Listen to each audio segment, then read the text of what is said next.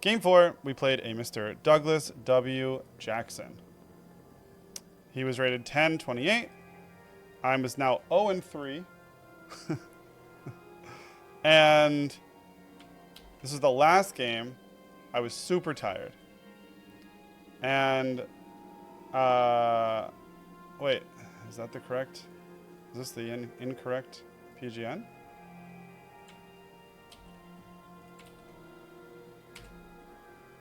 Yeah, there we go. Ended up being, you need to pee, but it's so interesting. I will wait for you. I'll give you a minute. I'm probably gonna break these up for YouTube anyway. I'll do games 1, 2, 3, and 4.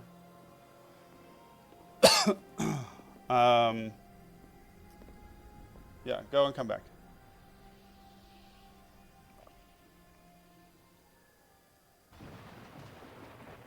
I need to drink some water anyway.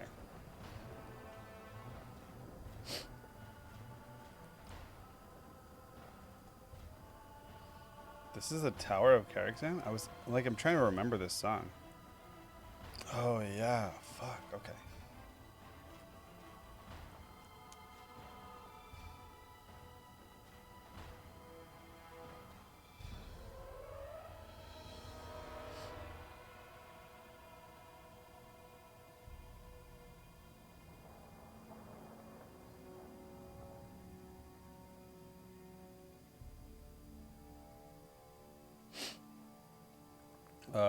We're gonna wait for Enzo because he is a friend of the stream.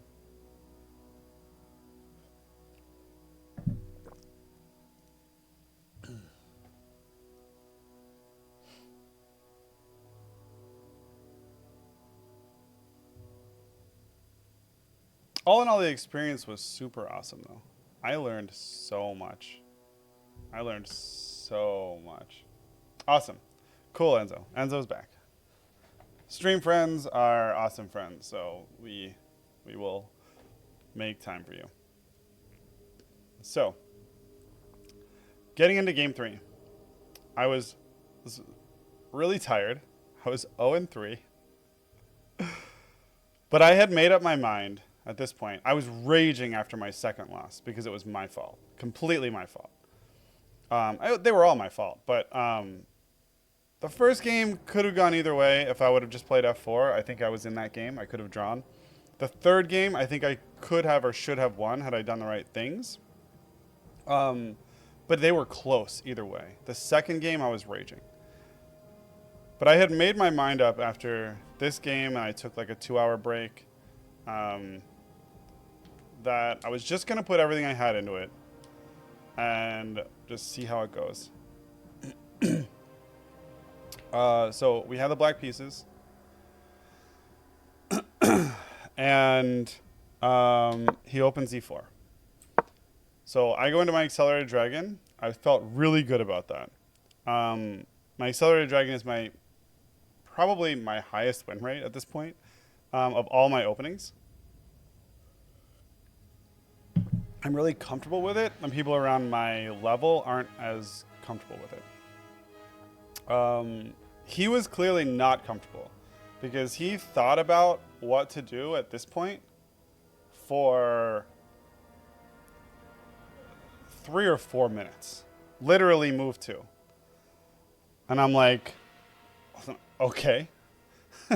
I'm just chilling there, waiting. And he plays d4, which is an okay opening. I mean, he's lost his advantage entirely already. But obviously we take, right? And I'm expecting what I see in, it's still a book move. I see it all the time where it's, queen takes, knight's out, queen either goes back or queen goes here, right? And then they start playing a normal open Sicilian. We call it like the Scandi of the open Sicilian. That's just me being an idiot and calling it stuff. It's not really that. But he decides that he's going to play a Smith-Morra gambit. And I decide that we are not going to play a Smith-Morra gambit. So I just go into a normal, Sicilian. Like, I'm not doing it. I don't care. My thought is if he goes here, like, he's completely undeveloped. So if he goes there, I'm still going to go here. And if he pushes, I can just jump here. Like, I don't care. Like, we're fine, right? Like, I can jump back. It doesn't matter. So he goes here. And I just push. So I thought about this for a while. I was considering this move to start getting my bishop out. I was considering other moves. And what I started thinking was, at this point, I don't really want him to take...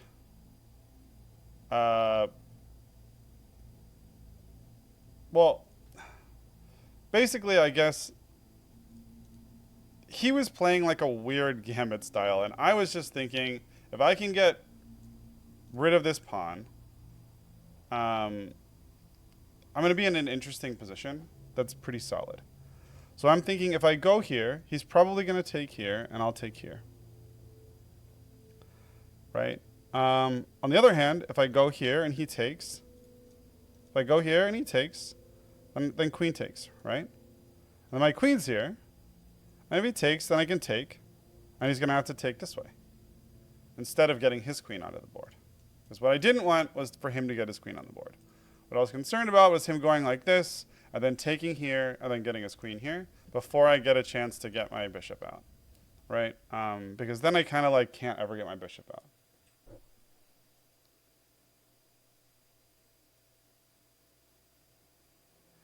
I have to say I have 1624 FIDE, and we play close games online, you and me. That means you need to work on the mental stuff on the OTB games. You need to boost your confidence and mental toughness. Stay focused, and ultimately winning the game. Yes, you are completely right. I underplayed my ability the entire time, I'm aware. That's why the whole theme of all of these is trusting my instincts. For some reason, all the games that I play online, I play with X amount of confidence. But all of the games that I played in person, I just played them differently. I was not confident, and I did not trust myself at all. I think I just started thinking like, I'm not good enough to trust myself. So anyway, I pushed this pawn, which isn't the best move, but I was like, I'm actually okay with it looking back at it. Like, I really was like pretty happy with it. It really wants me to d take c into the Smith-Morra, and I don't like playing Gambit, so I was okay with it. He had a number of options and chose to pin my knight, which was not a good one. This felt ridiculous to me. And I was just thinking, okay, but I'm gonna kick your bishop, or kick your knight, and, you know, even if he takes here, like, it's fine. Like, who cares? He'll take here. He'll take here, and what is he threatening? Like, I just go here. The world is good. But then I thought twice about it, and was like, I don't think that I want, actually, this bishop on this, on this spot. More on these diagonals. I wanted my bishop on the long diagonal. Because I was already hatching a plan to get e6 up and get this bishop out and have my bishops aiming at the king. I started thinking in this way, like, more aggressively, the way I normally do. I started actually, like, thinking about the game the way I normally would, which is stop seeing ghosts everywhere, right? Stop worrying about, like, this. Stop worrying about, you know, this, like, whatever. Let's just fucking do it. So I played a6, which was a good move. He didn't want to trade, so I played b5. And it was that's a fine move. And he went here, and now I'm thinking, like, awesome. Now I can kick his knight, right? So I do. I kick his knight. He takes. I take. And I'm just thinking, you know what? If he goes into, like, a queen, and, like, if he wants to trade off queens here, like, I'm perfectly happy with this. I'm going to go here. I'm going to blunt his bishop. I'm going to bring my bishop out. I'm going to have these two bishops on this file, right? And like, I'm really happy with this. I'm loving it. I'm feeling very good about this position. I guess he saw the same thing. He thought for a really long time and took with the pawn. So my strategy didn't change that much. And I was trying to decide between, I knew I wanted to start developing my king side. I was trying to decide between this and this. And here I saw a little bit, like, I saw a ghost a little bit. Again, I was like, I don't want him to take, and then I take, and then he does this, which he can't do. But like, you know what I mean? Like, this is like kind of the way I did see a little bit. I did see ghosts a little bit. So I played e6, which is not the right time. But again, I still have a 0.5 advantage. This is not a bad move. Let me just be clear. I'm not unhappy with this move. It's just I could have done better. He comes here, which is a very surprising move because it's incredibly passive. And at this point, I'm already thinking, like, I've got a huge advantage here. I felt really strong.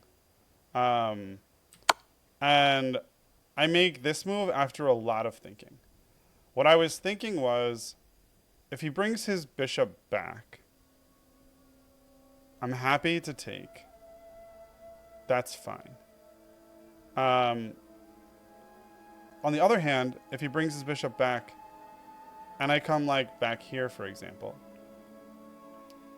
there's a lot of things, like I had a lot of options, right? And I was just thinking about like all the different things that I could potentially do. If he brings his knight here, he's just kind of trapped. He's kind of stuck. I always have this retreating move, which keeps me on this diagonal that I wanted to be on. And it just helps me get developed without having to really do anything, right? So he plays knight, and I'm happy with that. So I'm like, okay, if he pushes, I just drop back. I don't even have to leave. He's just stuck, right? I can just stay here. And if I ever want to go here or here, I've got it, right? Easy opening. That's cool. I kind of helped him develop a little bit, but he's not castled, right? So then I'm thinking, okay, if he castles, he's gonna be threatening this, right? Because he can always leave. So I play knight f6. He castles, which is what I expected.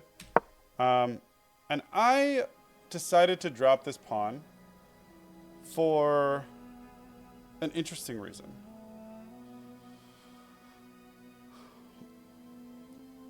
My thought here, call me fucking crazy. I thought about this for a long time. Obviously not long enough. But I thought, even if he takes this pawn, he's just taking back the pawn that I already won, right? This position's not bad. If I ever want to take the bishop pair, I can, and give him these like floating islands of pawns. I'll have like 3 floating islands of pawns. If he stays here, I can always take this knight if I want, and this, and threaten this, and then come back, right? I win a pawn. And just generally, I'm kind of on an outpost that I was happy with. Also, I was also thinking the other thing was if he takes here or he takes here, either way, I'm really happy because now I'm here and it fixes my pawn structure, right? Like, I literally, like, my pawn structure is fixed. Not that I would push this right away, but like, it fixes my pawn structure. I just have one hole here instead of double pawn. So I was like, there's not too much downside. Of course, taking this pawn kind of sucks, but it was like something I was willing to do. I figured if he was going to take this pawn, I was going to take that and give him pawn islands and then castle. That was kind of my mindset.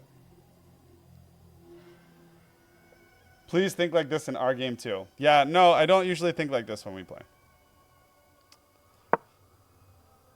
I think like too much thinking was really bad for me. So here I went here just to, reinforce this and also to, provide stability here. My thought at this point was, okay, if I go here, I saw this pawn and I'm like, if I go here, if he takes here, right, I go here threatening this and he takes, and I take. And then I'm up a piece. So I was like, he can't take this pawn now, right? Like, with this move, I've now, like, tactically defended this pawn. So I was happy about that. And obviously, if he takes here, and I go here, and he goes here, then we fix the pawn structure again. Like, this is no problem. I'm really happy with this position. Computer says I'm back at point 4, so we're happy. This was obviously to prevent losing a pawn. So if I went like this, he could go like this, and I wouldn't take back. Then he goes here, and I make a very bad play. I didn't want to castle. And I guess he saw this tactical maneuver. So I played queen here. And this loses to knight takes e4. Or no, this, sorry, knight takes d5. This loses to this. Or is bad to this, right? This is just generally shitty.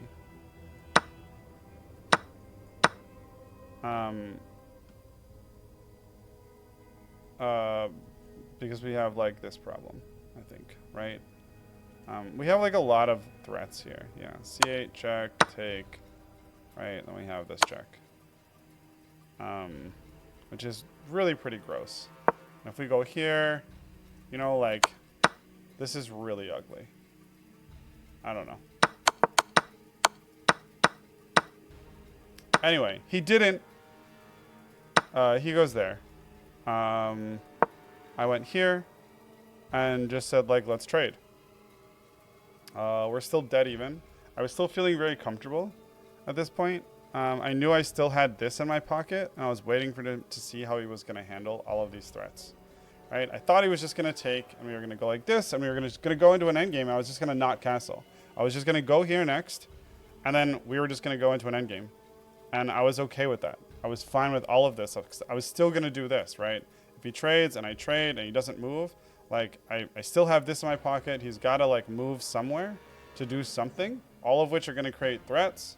He doesn't really have anywhere to put this bishop. This wins a piece. So it's just like, he had rook to c7. Not really, because of this. How does he have rook to c7? The knight was here before. The knight was always there. The knight was there before the rook was anywhere.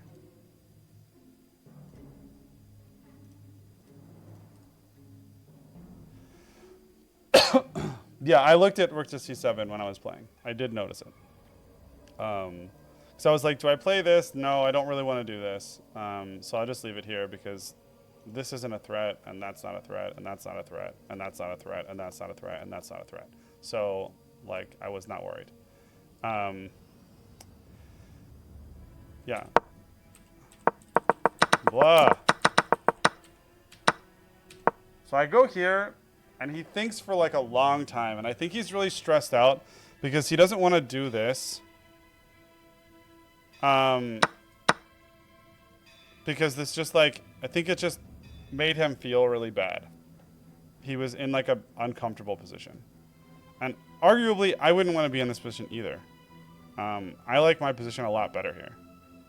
My knight's like really strong and centralized. My bishops are pointing at the king.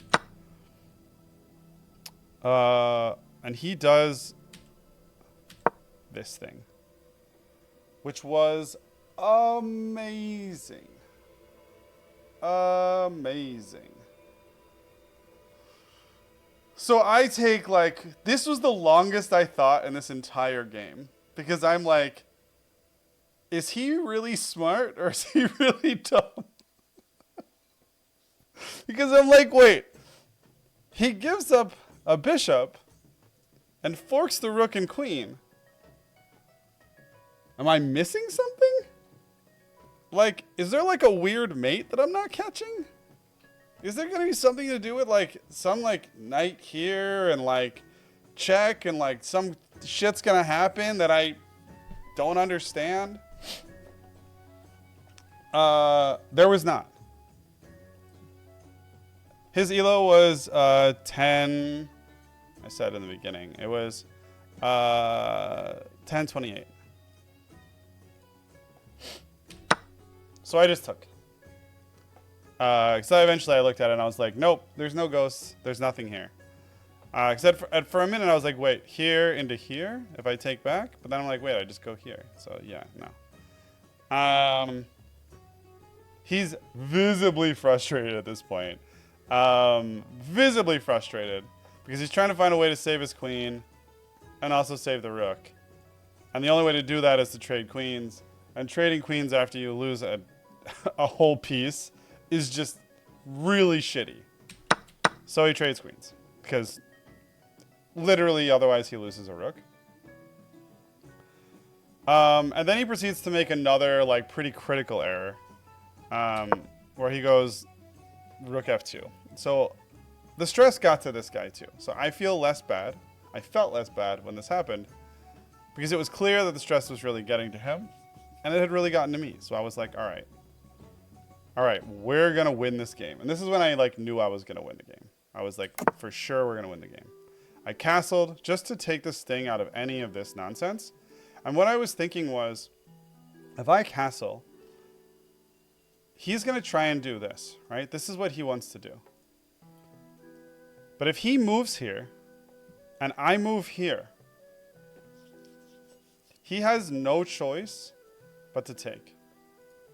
If he takes here, this is literal mate. And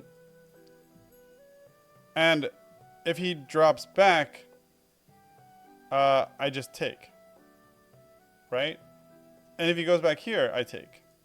And if he goes over here to double, I take. So I'm like, okay, I can force his position, and then I'm going to take this file back. And then still, he's not going to be able to take. Because now he has to guard against mate. So apparently this is actually a really good decision.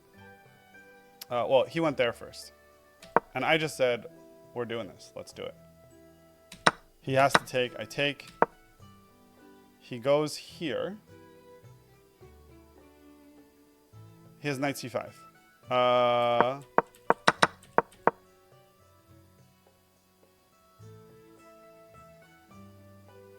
Correct. He has knight c5, but doesn't that end up the same? Right? After, like...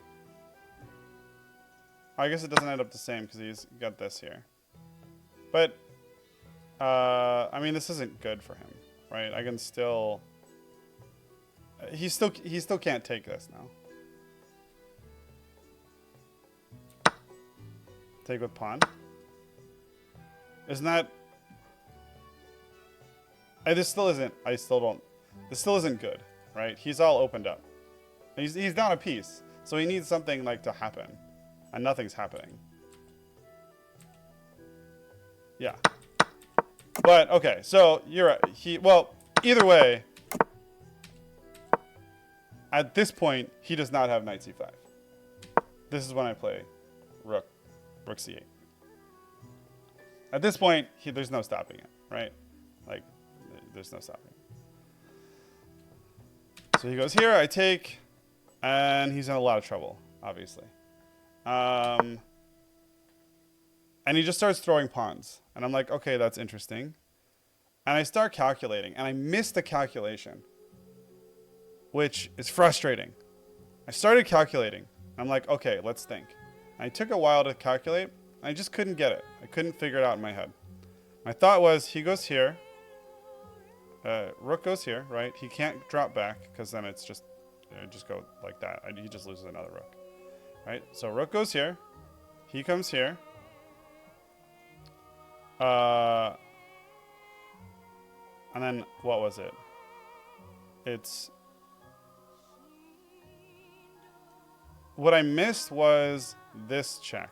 I kept thinking, okay, he goes, so rook goes here, he goes here, I check here, and he blocks. right? Like, that's what I kept thinking. Then maybe I can go here and threaten this rook, but like his rook can move, right? And it just gets really complicated.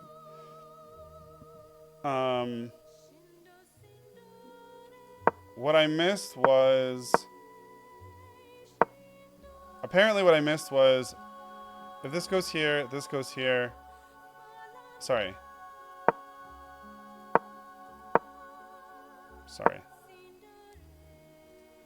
Stop doing this. This goes here, this goes here. I can come here, and if he takes this pawn, if it takes this with this pawn, I can check. And he goes here. I'm trying to think, what was it? Oh, I go here, and that's mate. So he can't actually take with his pawn. That's what I missed. That I didn't calculate far enough. That this position... Sorry, whoops. This position... If he takes here with this... If he goes here, it's mate. If he goes here, there's a lot of interesting things that can be done, right? This is still mate, I think, right? Because of this, yeah. So somehow I missed that calculation. That's frustrating because this would have been the best option. Would have been this, right? I'd go here. He would probably miss this move, and then I would go like this.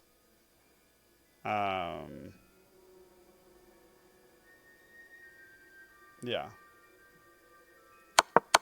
But instead, we went the other way. And we went bishop first. And here I was expecting, now my thought was, okay, he's going to push this pawn, right? And now it's a whole different game. Once he pushes this pawn, now I check. He goes here, check. I'll go there, I take. Win another exchange. I'm winning, right? Then I win a pawn, right? This game is over, right? 100%.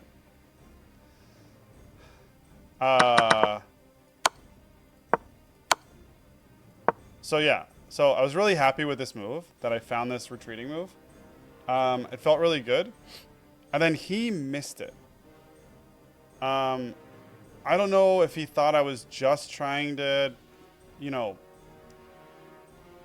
barrel down his king, but like, obviously this comes next because he can't do anything. And he does that. Now, that opens up this door if I check like this, but what it also opens up is for me to do this. And once I'm here, this game is over. There's literally nothing you can do without losing a tremendous amount of pieces. The only way he can avoid mate is this, and then here. Which, no, that's still mate in 10.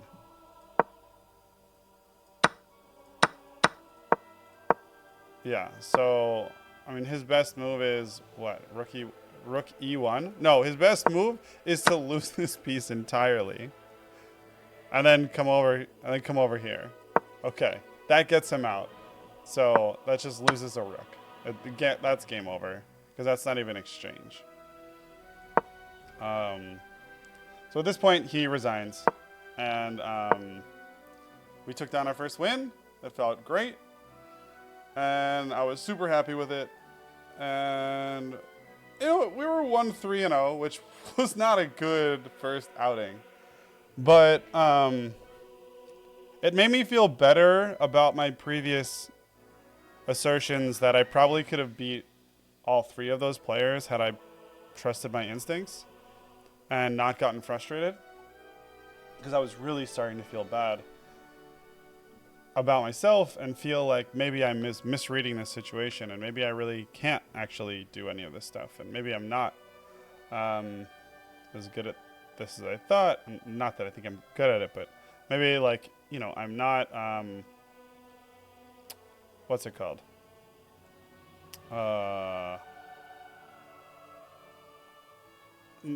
Maybe I couldn't have beaten them. Maybe my thought that I could have beaten them was incorrect.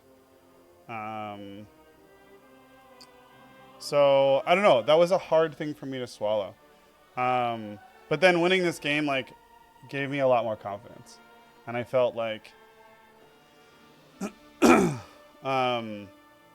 no, I think I definitely could have beaten them for sure, and you know, I wasn't wrong in thinking that that was a real option. So, anyway, huge confidence booster, important game for me, really big. I'm really excited for the next tournament. Also, this game I played a lot more aggressively, as you can see. Right, if we run through it, like I think it's the first time I checked my opponent in all of the games. And even though I didn't make all the best moves, I'm setting up complicated, aggressive moves. Right, this is the first time where I've got my pieces, like across this line. I didn't do everything great, but I was doing it right enough. And I feel like that's something I missed on the other ones. So I learned so much from this tournament. I was so happy I did it. But anyway, sorry. I know that was really long. Some people might have been excited about that. I'm glad that you were with me there, Enzo, for it. But yeah, that concludes my analysis of that tournament. I can't wait to play another tournament. I now have all the receipts to show for it, which is super cool. And the digital receipts as well, which I will keep 100%. Yeah, I'm so excited to go to the next one. I'm super excited. And